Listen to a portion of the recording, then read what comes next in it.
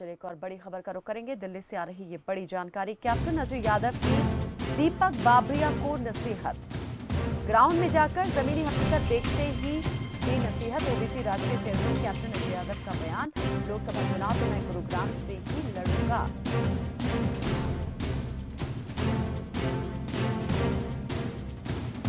Rao Dan Singh ticket मांगे तो क्या कोई भी कर सकता है मांग। संगठन अटक रहा है ये तो आला कमान ही बताएगा। कई बातों को लेकर उन्होंने यहां प्रतिक्रिया दी है। कई मुद्दों पर अपनी बात रखी। कैप्टन अजय यादव की दीपक बाबरिया को नसीहत। हरियाणा कांग्रेस प्रभारी ने दीपक बाबरिया ग्राउंड में जाकर जमीनी हकीकत देखने की दी नसीहत। क्या कुछ कहा है कैप्टन अजय यादव ने, क्या कुछ नसीहत दी है हरियाणा कांग्रेस प्रभारी दीपक बाबरिया को। इसको लेकर हमारी संवाददाता प्रियंका राय ने उनसे खास बातचीत की है। क्या कुछ कहा, चलिए आपको सुनवा देते हैं।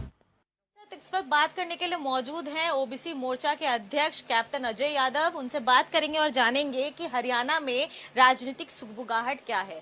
सर, जिस तरीके से चुनाव सामने आ रहा है, नए प्रभारी बनाए गए हैं और लगातार बैठकें कर रहे हैं, अलग अलग डिस्ट्रिक्ट्स को लेकर बैठक कर रहे हैं, कैसे देखते हैं उनके इस बैठक को और इसका क्या फायदा होगा?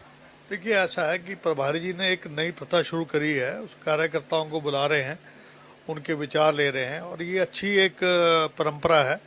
इसका मैं स्वागत करता हूँ। लेकिन इसके साथ साथ मैंने सुझाव दिया था कि आप जो है फील्ड में भी जाएं और वहाँ पर जो नब्ज को आप देखें, क्योंकि यहाँ सिलेक्टेड आदमियों से बात नहीं बनने वाली है। जो आम व्यक्ति है उसकी भी राय लेनी चाहिए, चाहे वो लोकसभा की टिकट के बारे में हो, चाहे वो संगठन के बारे में हो, तो बेहतर उसमें आपको व्यूज़ मिलेंगे।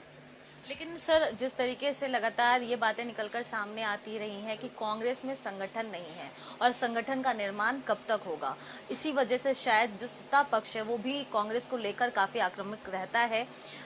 संगठन का निर्माण क्यों नहीं हो रहा है और क्यों संगठन के नाम पर सिर्फ भूपेंद्र हुड्डा और उदय भान का नाम सामने आता है? देखिए, ऐसा है, मैं ओबीसी का राष्ट्रीय चेयरमैन हूँ। हमारा जो ओबीसी का संगठन है ब्लॉक लेवल तक हमने बना दिया। हरियाणा में एक हमारा ही संगठन है जो ब्लॉक लेवल तक है। जहाँ तक सवाल है जो मेन संगठन का, या तो इसका विवेक बंसल जी जवाब दे दें या फिर अपने दीपक बाबरिया जी ने यही जवाब दे सकते हैं। क्योंकि पहले तो वो तो इसके प्रभारी थे, अब दीपक बाबरिया जी हैं और भूपेंद्र सिंह हुड्डा जवाब दें, उदय मांझी जवाब दें। इससे पहले शैलजा दी थी, वो इसका जवाब दें कि संगठन क्यों नहीं बन रहा है। क्योंकि मेरा ये मानना है, हमने तो बगैर संगठन के भी पिछली बार सीट निकाली। हमारे 9 सीटों में से 3 तो हमारी मुस्लिम बहुल्य है, वो जीते थे। एक केवल सीट चिरंजीव जीता था और 6 दफ़ा मैं रहा हूँ। तो हमने तो पार्टी को मजबूत करने में अपना खून पसीना पूरा लगा रखा है। और अभी भी मैं राष्ट्रीय चेयरमैन होने के नाते मैं पूरे देश में घूम चुका हूँ। केवल आसाम और बंगाल रह चुका, बाकी सब जगह में जा चुका हूँ। तो सर, आगे क्या हम और भी इस तरीके की कोई रैली या फिर कोई कार्यक्रम आपका देख सकेंगे? बिल्कुल, करनाल में हम लोग जो हैं 25 अगस्त को, जो मंडल जी की जयंती है, जिनकी वजह से 27% आरक्षण जो हमें उन्होंने दिया था और जिससे हमें महफूज किया जा रहा है। आप जानते हैं कि 6 लाख क्रीमी लेयर कर दिया। 6 लाख में तो एक चपरासी को भी, बच्चे को भी नौकरी नहीं मिलेगी, तो उसकी बात है। और उसके अलावा हम लोग बात करेंगे ये महिलाओं के लिए आरक्षण जो 33% है, उसमें SC ST OBC माइनॉरिटी के लोगों को आरक्षण मिलना चाहिए। जो कॉलेजियम सिस्टम है उसकी बजाय नेशनल जुडिशल सर्विस होनी चाहिए। जैसे यूपीएससी का एग्ज़ाम होता है, ऐसा कंपटीशन होना चाहिए। उसमें से जो चुन के आएँ तो उसमें भी आरक्षण होना चाहिए SC ST BC उनकी, क्योंकि भागीदारी बहुत कम है। तो कई ऐसे मुद्दे हैं। जातीय जनगणना है, ये बहुत ज़रूरी है। इससे शैक्षणिक, राजनीतिक, आर्थिक सारी स्थिति के बारे में पता लगेगा आपको कि किस वीकर सेक्शन के लोगों को, आपको कौन सी समाज के लोग हैं जिनको ज़्यादा ज़रूरत है पैसों की, को कौन व्यक्ति हैं। वरना आप EWS के अंदर आपको कैसे पता लगेगा कौन EWS के अंदर है, कौन EWS में तभी आएंगे जब आपके पास डाटा होगा। सर, चलिए बात कर लेते हैं चुनावों की भी थोड़ी सी। आपकी तैयारी कितनी है? कहां से चुनाव लड़ने का मन बना रहे हैं? क्योंकि ऐसा निकल कर सामने आ रहा है कि रावदान सिंह गुरुग्राम से चुनाव लड़ सकते हैं। बस की टिकट भी नहीं मिलती है। टिकट मिलती है जब व्यक्ति का जनाधार हो। मेरा जनाधार पिछली बार 5 लाख वोट लिए थे मैंने, और 5 लाख वोट जो हैं तब लिए थे जब पुलवामा अटैक हुआ और बालाकोट पे इन्होंने अटैक किया, लोगों को गुमराह किया, जिसकी सतपाल मलिक ने पोल खोल दी है। ठीक है।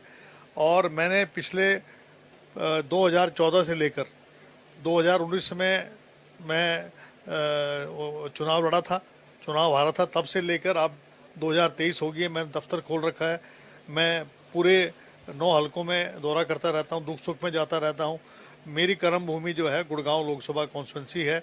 अगर चुनाव लड़ूंगा मैं तो गुड़गांव लोकसभा से लड़ूंगा, वरना मैं चुनाव नहीं लड़ूंगा। सर, एक आखिरी सवाल जरूर पूछना चाहूंगी। भूपेंद्र सिंह हुड्डा ने कहा कि हरियाणा में चुनाव कांग्रेस बिना किसी गठबंधन के लड़ेगी और जीतेगी भी। इस पूरे बयान को आप कैसे देखते हैं और आगे कांग्रेस का भविष्य चुनावों में कितना उज्जवल है? देखिए, वैसे तो मैं उनकी बात पे इत्तेफाक रखता हूँ कि हमें किसी के गठबंधन की जरूरत नहीं है, लेकिन इसका आखिरी फैसला तो हाईकमान करेगी ना, क्योंकि अभी जो 26 का जो मोर्चा है उसमें हरियाणा की कोई दूसरी पार्टी, रीजनल पार्टी तो कोई है नहीं। इसलिए उनकी बात किसी मायने में सही भी है कि हम अपने आप में लड़ने में सक्षम हैं, और इस बार हरियाणा का 75 पार होगा। बहुत बहुत धन्यवाद आपका। जी।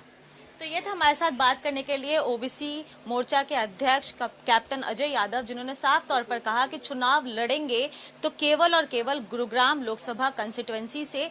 अगर वहां से लड़ने की अनुमति आला कमान से नहीं मिलती है तो चुनाव नहीं लड़ेंगे। नई दिल्ली से कैमरा पर्सन रोहन के साथ मैं प्रियंका राय, खबर फास्ट।